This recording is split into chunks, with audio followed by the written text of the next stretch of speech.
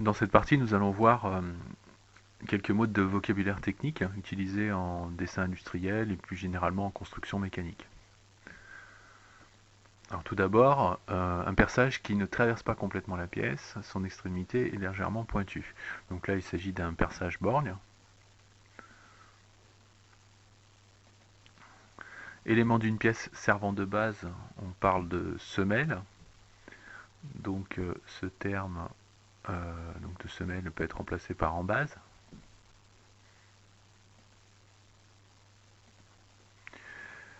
Alors une forme généralement creuse, précise, destinée à recevoir un arbre, c'est le contenant d'un assemblage.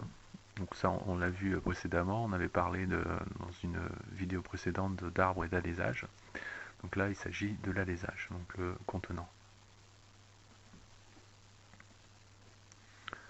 Évidement réalisé à l'intérieur d'un alésage destiné à limiter la portée.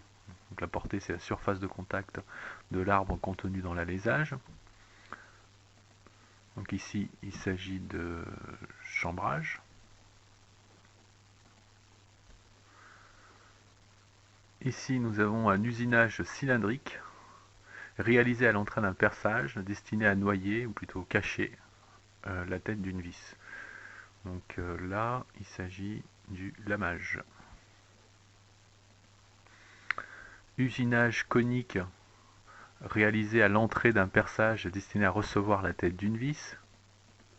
Là, comme le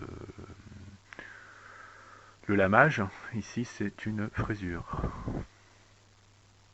Surépaisseur de matière généralement située à l'entrée d'un perçage et destinée à limiter les surfaces de contact. Ici c'est un bossage. Trou débouchant ou non, généralement réalisé avec un foret à l'extrémité pointue. Donc là, ce n'est pas un perçage borne, mais un perçage tout court.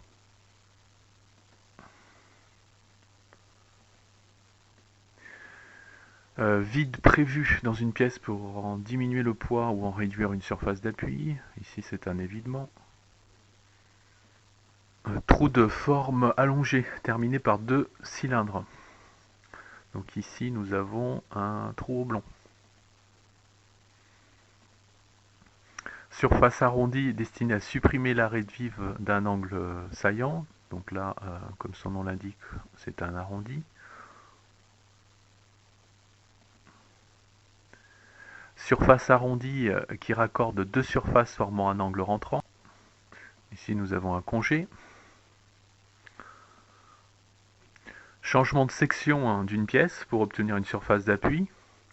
Donc là, c'est un épaulement. Épaulement. Couronne sur une pièce cylindrique qui peut servir de butée. On va appeler ça un collet.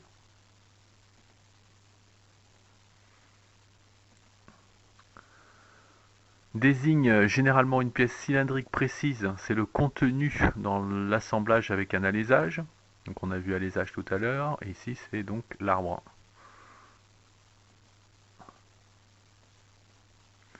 Rainure hélicoïdale exécutée sur un cylindre, c'est la forme qui a été réalisée sur une vis.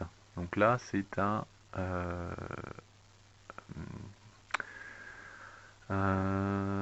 filetage. À ne pas confondre avec taraudage. Donc, que voici. Rainure hélicoïdale exécutée dans un alésage ou un perçage. C'est la forme qui a été réalisée dans un écrou. Donc là, c'est le taraudage. Surface conique ou plane obtenue par suppression d'une arête vive sur un cylindre ou un prisme. On en trouve sur les vis, l'extrémité des vis. C'est un chanfrein. Usinage dans une pièce cylindrique, souvent destinée à recevoir un anneau élastique ou un joint d'étanchéité. Donc ici en rouge, c'est une gorge. Entaille longue pratiquée dans une pièce. Ici nous avons une rainure de clavette. surface plane réalisée sur un cylindre, on dit aussi plat. Deux méplats opposés sur une pièce cylindrique permettent l'utilisation d'une clé plate. Donc ici la réponse se trouve dans la question, hein, c'est le méplat. Et voilà. Donc alors vous pouvez refaire cet exercice, je mettrai le lien au-dessous de la vidéo pour vous familiariser au vocabulaire technique.